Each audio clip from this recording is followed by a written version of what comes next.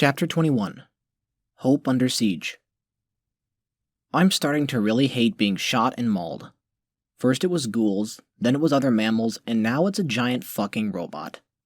My legs are sore, and it's starting to get difficult to breathe. And on top of that, I'm getting a migraine. Every time I dodge an attack from that enormous laser, which to be fair, under any other circumstance I would think it would be a totally awesome weapon, my head starts to beat faster as if my heart took up permanent residence in my forehead. I wasn't sure where Onion was during any of this. Last time I saw him, he had just been used as a bowling ball with me standing in for the pins. I really hope he's okay. But if I stopped even for a second to check, I would be rendered lifeless. I don't know what a direct hit from an energy weapon would be like, but I'd rather not find out. Between the shots in my throbbing head, I was trying to come up with a plan. Thankfully, the gang of mammals weren't attacking, but rather forming a living cage keeping me and the robot too close for my own comfort. Every time I'd try to break through them, they'd slice at me with a knife or slam me with a hammer. And my legs were getting too tired to perform a good jump. Not that they wouldn't shoot me if I tried. I need to think of something, and fast. My mind drifted to my last grenade, but I doubt I could use it without being caught in the blast. And my bullets were just bouncing off the robot's armor plating. Despite its size, it was moving rather gracefully. Its large wheeled legs spinning and flexing as it circled me. The arms were rather stiff though, so it took an extra second to aim after orienting itself towards me. And that was the only thing saving me right now. By the time it had gotten positioned right, it was already time to move again for another clear shot. One of the bot's weapons glanced me, singeing a bit of my fur on my cheek, but the scream that followed informed me it did hit something. I chanced to glance and saw a smoking pile of glowing ash being blown by a gust of wind. The rest of the fuckers were too busy cheering and taking bets to even realize that one of their own had just gotten killed. Either that, or they simply didn't care. Now I really need to make sure I don't get hit by that thing. Pathetic. Here I was hoping for a fight, but all you've been doing is hopping around like the dumb bunny you are. The voice boomed out of the speakers on the robot. From the movements, I doubt it had been an artificial intelligence like Onion, so that means there's a mammal somewhere controlling it. Or at the very least, taking simple pleasure in my pain. There was one thing that was bothering me, however. Someone from the inside of Hope had attacked me with a grenade launcher, probably thinking I was one of them. If they were still watching, they'd have to know I'm on their side. And if that was the case, shouldn't they have seen that I was in trouble and tried to help? If I survived this and find out they were watching it like some kind of entertainment, I'd have to introduce their face to my fist. I'm really not in the mood right now. A blast hit the ground near me, causing me to slide behind the robot. That's when something very familiar caught my attention. An access port. And not just any access port. One that looked as if my Pip-Boy could interface with it. If I could just get close to it, I might be able to disarm it. Provided those bastards don't try to kill me first. Now I just need to get close. I tried to jump onto its back, but the servo controlling the waist was quicker as it spun around and threw me to the ground with one of its arms.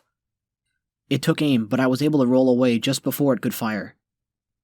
There's no way I would be able to get to it unless I could slow down time. Wait a second. Why the fuck hasn't my Pip-Boy tried to initiate bats? I'm pretty sure this is an immediate enough threat for it to kick in. I glanced down at my screen as I dodged another shot. There was something new on it, a giant yellow exclamation mark. I had no idea what it was, but I pushed it. Warning. Serum X-241 nearly depleted. Replacement advised. Dosage available 1. Initiate bats. 1. Why the fuck is it warning me now? Then again, it's not like I'd be able to replace it. I don't even know what Serum X-241 is, nor if I could find any more. I guess it was stupid of me to think I had an unlimited amount of resources.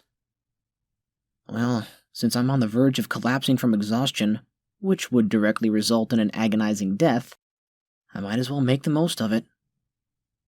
Yes. Everything started to slow as my legs felt stronger and my mind clear.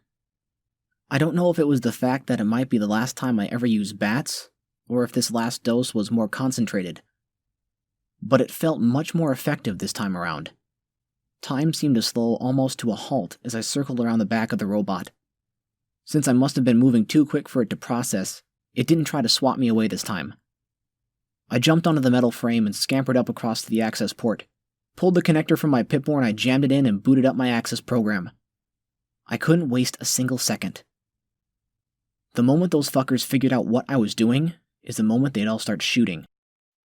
I don't think anyone would have thought someone could try to ride a giant killer robot while attempting to hack into it, because the security on it was pitiful. I was in a matter of seconds. I could feel the serum starting to wear off, but I ignored everything, focusing on my work. I was able to access 3 basic options: self-destruct, system shutdown, or command override. Since self-destruct was out of the question, and shutting it down would not prevent the dozens of armed mammals from gunning me down, I accessed its command override. The menu presented me with a few more options: target override, manual control, and recall. I didn't have the time to change its targeting profile, and the last thing I wanted was to send it home, so I decided to take matters into my own paws. Literally. The serum wore off as I finished accessing manual override. The screen of my Pip-Boy changed to show what looked like an old video game controller. It only had a few buttons, 2 for mobility and 1 for each weapon, and one marked with a large red and yellow exclamation mark. Below it read self-destruct. Guess the programmers really didn't want it falling into the wrong paws.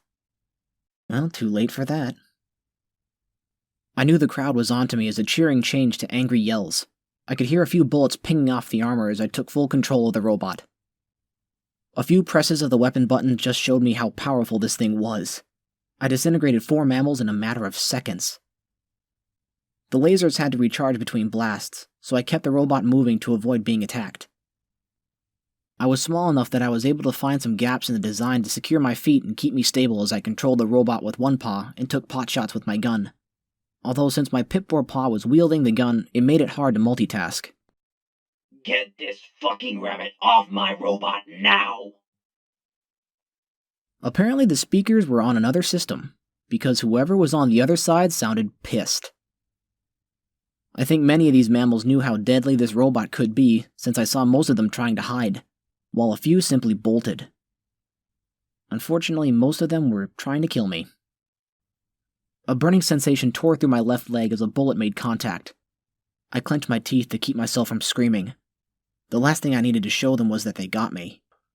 I turned the robot towards the direction of the shot and let loose this thing's light show. Hey, Rabbit, try this one on for size. I turned towards the voice and my jaw dropped. The pain in my leg vanished as my brain was trying to comprehend what was before me. The crowd parted for an elephant who had a very large missile launcher on his shoulder. He knelt down and took aim with the giant boom tube. This robot was fast, but not fast enough to dodge a missile. I turned the robot so it was facing away, and I braced for impact. I heard and felt an explosion, but it didn't come from anywhere near the robot. Did he miss this massive thing? I positioned the robot so it was facing where the elephant was, and I saw he was laying down on the ground. Where he was standing was now a smoking crater. Did he just blow himself up? Sorry for the wait, Bunny. I wasn't sure whose side you were on, but it's pretty obvious now. I looked up and saw a small opening near the roof, and sticking out from it was a gazelle that looked strikingly like the one on the posters scattered around Zootopia. In her hooves was the grenade launcher. I saw a familiar flash of light as she launched another round into the crowd, causing them to scatter. I was starting to wonder why she didn't just chuck those grenades at them earlier, when a missed shot aimed at her head snapped me back into the moment. Defend now, ask questions later. The explosions from the grenade rounds cleared a path towards a solid steel structure forming the wall of the building. I maneuvered the robot so that I was between it and the wall and started unleashing hell upon my aggressors. Each time the weapon was readied, I fired it. And with the dense crowd, it was almost guaranteed to hit one of them. I'm never eager to kill anyone, especially in a mass like this.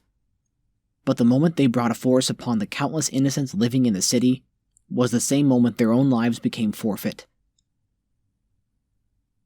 Between me and the gazelle, we managed to thin the crowd down. Most of them began to realize that their continued assault was futile, and made the smart choice of retreating. I was not low enough to kill someone with their back turned to me, but I did fire a few warning shots near them, just in case they had any intention of grouping up and attacking again. The whole ordeal only took about 20 minutes from the time I first encountered the Berserk Kings, but at times like this it often felt like an eternity. As the last of the raiders had either left or been reduced to a pile of ash and bone, the adrenaline rush that had gone through my body started to fade. The pain in my leg where I'd been shot returned, along with my migraine. Oh, I was hurting all over. But thankfully I didn't feel as if I wanted to collapse yet. But there was still time for that. As I was loosening my feet from the robot in order to climb down, I saw movement out of the corner of my eye. Instinctively I turned and leveled my gun at the potential assailant. It was Onion. I dropped the gun to my side as I pulled off a "I'm fine, never felt better" smile. We both knew I was lying. Miss, I'm so glad you're okay. What happened to you, Onion? It's rather embarrassing, miss. After that one ram tried to use me as a projectile against you, and I'm truly sorry I was used like that to cause you pain. The fall damaged my baton, rendering it useless. Not sure what I could do against the unruly bunch. I'm ashamed to say that I simply sat there and watched. I am very sorry, miss. The false smile turned into a genuine one as I started to laugh. Oh, Onion, I'm glad you're safe. And if I had known that your only weapon was damaged, I would have told you to do the same. Well, looks like the coast is clear, Bunny. Wait right there. I'm going to come down and open the gate. The gazelle retreated back through the hole as the panel closed completely, blocking off where she was. The whole building must have had those secret doors scattered throughout them. And with how much the wall looked sporadic with the material, it was no wonder I never noticed them before. I heard the sound of metal dropping, and it was followed by the roar of a loud motor. The metal wall before me started to creak and groan as it slowly was drawn to the left, revealing a large arched opening. Standing on the other side was the gazelle. She was tall and looked rather striking. She had to have been the most beautiful mammal I had ever seen outside of my books. She was dressed in what looked like an old pre-war military uniform, but the coat had been modified into a vest, while she wore a knee-high skirt made from the same material. It was as if she was able to move between military engagement and ballroom without even needing to change. And slung over her shoulder was her grenade launcher. I would like to formally apologize for earlier. With all these raiders attacking recently, it's getting hard to tell who's who anymore. She held out her hoof towards me and I took it in my paw. I want to thank you for helping and formally introduce myself. I'm Mayor Jezebel Swift, and I welcome you to the town of Hope. The town was huge. Not by any Burrow standards, mind you, but compared to its exterior, it was much larger on the inside. The central area was clear all the way to the roof, where I saw hanging walkways connecting various sections together. That must be how Jezebel managed to move between shots. On either side was a second floor that encircled the interior. Makeshift buildings were lined around both the top and bottom of the upper floor, and it looked as if the upper floor had been extended beyond their original designs. I saw a few mammals here and there, but it didn't look very populated. I hope I wasn't too late. I was walking with the mayor and she must have felt my unease because she put her hoof on my shoulder, as if trying to comfort me, and grabbed a small device from her pocket and started to speak into it. Citizens of Hope. Jezebel's voice echoed throughout the town. It was then I noticed the speakers in the ceiling, along with a dozen turrets, all trained on us. Or rather, me. I know most of you are scared, and I can't blame you for that. We've been through a lot these last few months, and many of us, including myself I'm ashamed to say, thought that this recent attack by those cowards, the Berserk Kings, was going to be our last. They came with a weapon, armed with a nuclear core, and planned on using it to tear down the walls that we so painstakingly kept erect over these centuries. Nuclear core? Did she mean that giant robot, who I was just clinging to for dear life? had the ability to go nuclear. Fuck me. I am so glad I didn't decide to use the self-destruct. I looked at Onion and could tell that something similar was going through his thought processors. She kept on broadcasting her speech, every word invoking passion and a sense of leadership that would make anyone, myself included, follow her to the ends of the world. We have their weapon, and we have sent them running. They will send their leader the message that we will not back down, and we will not go quietly into the night, and that we will stand our ground, no matter how dire the situation is. We will prevail. I started to see mammals coming out of every nook and cranny, species young and old, big and small. They were starting to form a crowd in front of us. I could hear murmurings among them. Some of them wanted to know if we were really safe. Others were curious as to who the rabbit standing beside the mayor was. Jezebel leaned over and whispered, "What's your name, sweetie?" It's Olivia. Olivia Springs. I don't know why, but her whispering in my ear and being so close caused my cheeks to start burning. Oh, I hope I wasn't blushing. Why am I blushing? I tried to look away nonchalantly. I think I heard her giggle. Our town was founded on principles that everyone, no matter their past, species, age, gender, or beliefs, were welcome with open arms. Today is no different. While we refuse to give in to these cowards, it was not anyone here, nor was it myself that freed us.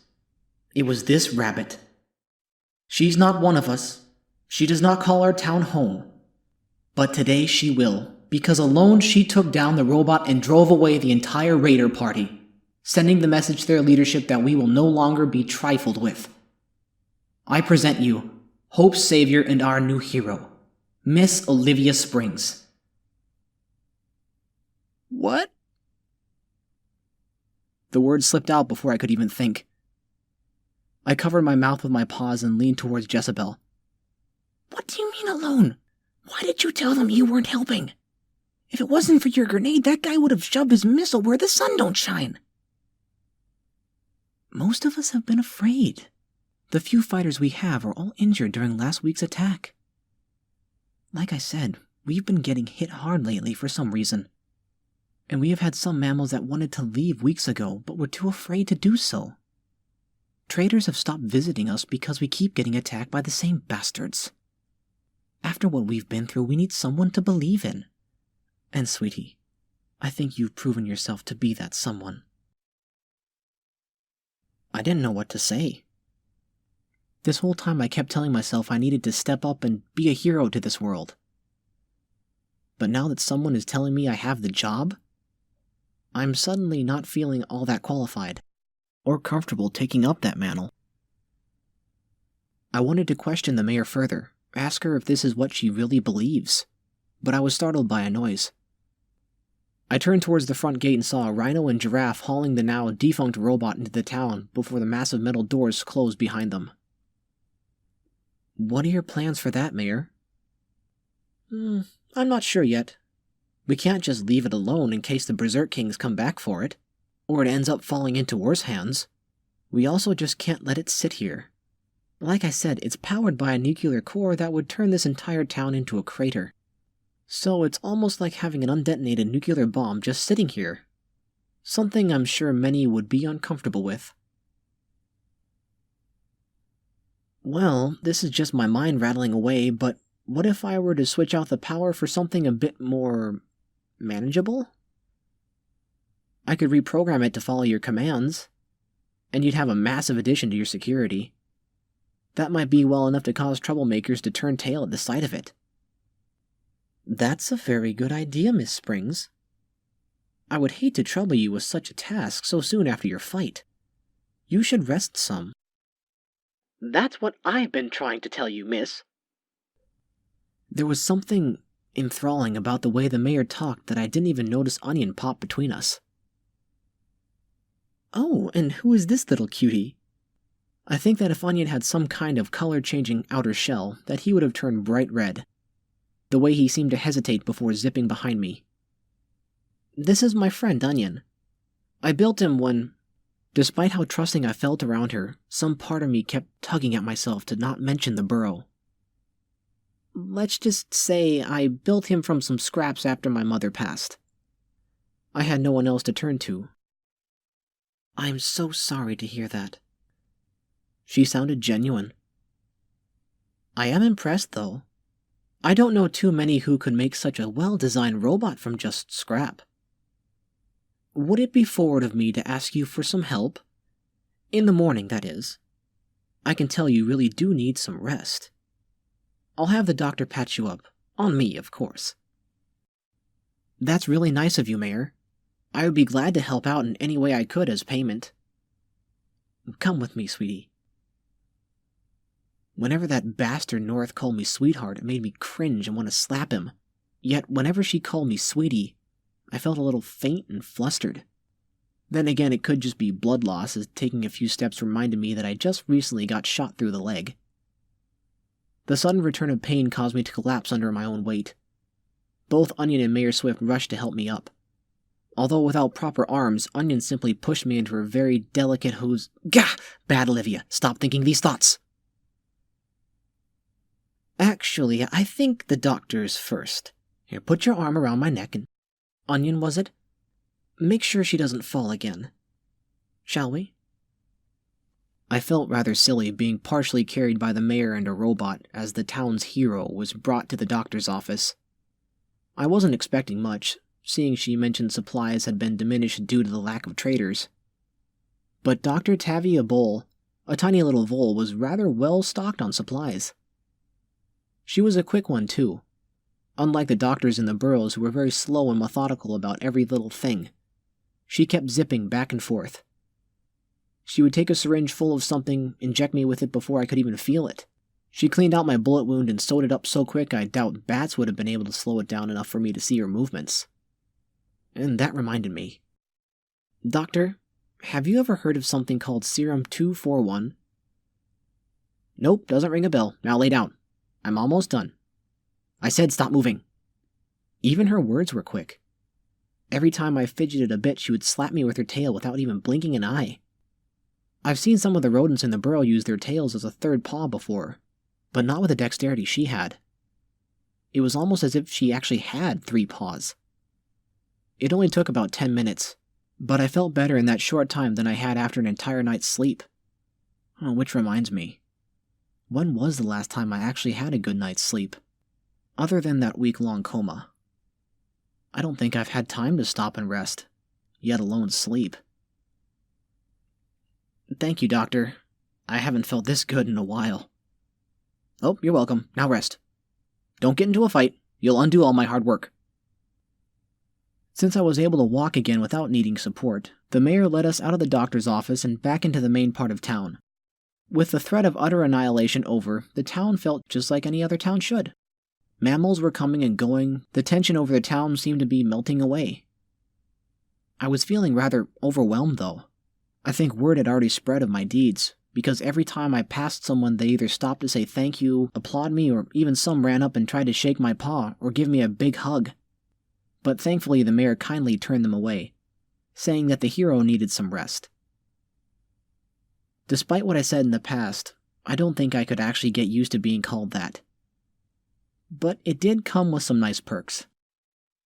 The first place the mayor brought me was a small area in the shopping district, which lined one side of the town that served food throughout the day. Since leaving the burrow, the only thing I had eaten was processed crap that was well past its expiration, or recycled food. Then again, it was rare for me to eat a fresh meal in the burrow. Despite the fact we had a working garden, most of its harvest went towards making rations, and only on special occasions was it actually cooked and consumed as nature intended. This place made all of it seem like I was eating dirt. Like all the other structures within the town, it had a very patchworky appearance, having looked as if it was built, torn down, and then rebuilt, probably due to expansion. Despite the look, the food smelled and tasted remarkable. I know this was said out of exhaustion and undernourishment, but this meal tasted so good it just made me want to... What the hell was wrong with me? I've never had thoughts like this. But then again, I also never escaped the unescapable, killed another living being, or been chased by undead-looking fuckers. or been shot, stabbed, or nearly blown up before. So I guess there's always time for new experiences. Oh, this carrot and bean soup is so good. Once my hunger was satisfied, and once again the mayor said it was on her, she took me on a little tour of the place. Despite how big it looked, there wasn't much to see. There was about 130 mammals currently living here, but a third were traders or visitors who had gotten trapped during the last attack. She told me that the population usually teetered at around 100, but they had been wanting to expand to allow for a much larger population. I commented on the turrets that had stopped following me a while back, and I was surprised to hear that only 2 of them were actually functional. Apparently a few years ago some raiders managed to succeed in taking over the town from the inside out, but the turrets had thinned them down enough for security to safely step in. Unfortunately, one of the raiders had managed to hack into the defense network and took all of the turrets out, although most of the residents still think they all worked. Another issue they had was water purification. Food was easy enough. They had a large harden on the roof that I had apparently neglected to notice, that they used to pump water from a massive underground lake system that was discovered a few decades ago. But the irradiated water from the reflective pools outside had leaked into there over the years, making it unsuitable for drinking. They can currently only purify about 20 gallons a day, compared to their 200 gallons a day in the past.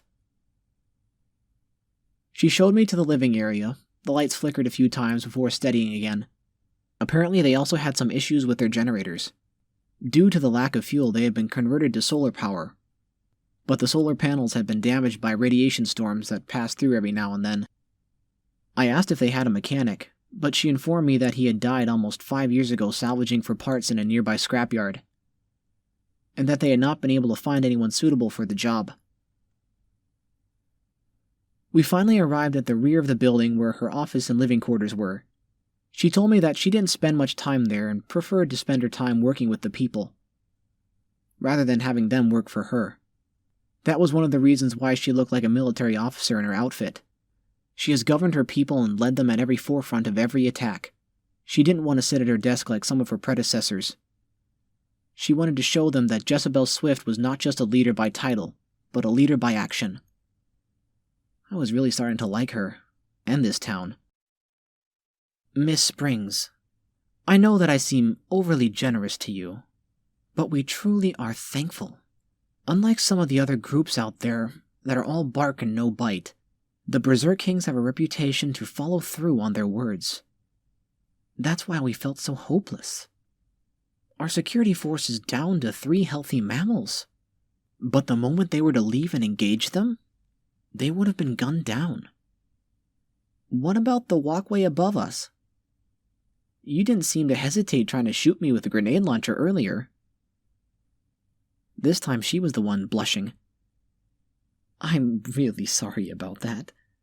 Like I said, I wasn't sure who you were, and it was better safe than sorry. I wouldn't have dared attack them from that without risking them following through on detonating the robot. But there's been a rising turf war among the raider groups, so I was hoping that they would have gotten distracted by it. I'm glad I missed, although I usually don't miss. I blushed at that. I didn't really know if she had missed, or if I was just that agile.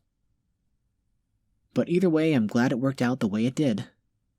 This place was amazing. Sure, it was run down and literally falling apart from the inside out, but that's what made it so amazing. It was always my dream to be a renowned mechanic, even if it was only within the Burrow walls.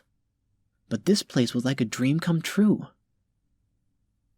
This is yours. Next to her office were 2 shacks that were much larger than any of the other ones in the residential area. She opened the one closest to her place and ushered me inside. It was very roomy, at least for me. While it was not built for someone as tall as a giraffe, or as large as an elephant, it looked as if it could fit at least 4 of my size and still be comfortable.